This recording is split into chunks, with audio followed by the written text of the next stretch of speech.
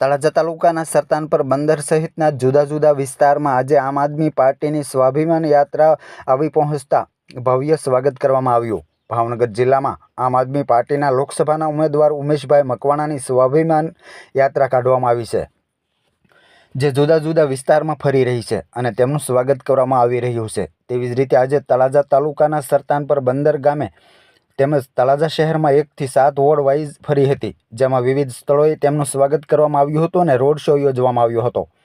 તળાજા શહેરના વાવચોક સહિતના જુદા જુદા વિસ્તારમાં સ્વાગત કરાયું હતું। આ કાર્યક્રમમાં કોંગ્રેસ પક્ષના પૂર્વ ધારાસભ્ય કનુભાઈ બારૈયા, તળાજા શહેર આમ આદમી પાર્ટી પ્રમુખ જીલુભાઈ આહિર, તળાજા તાલુકા આમ આદમી પાર્ટી પ્રમુખ પ્રાગજીભાઈ ધાંધલિયા સહિતના આમ આદમી પાર્ટીના નાના મોટા દરેક કાર્યકરો તેમજ કોંગ્રેસના કાર્યકરો પણ ઉપસ્થિત રહ્યા હતા।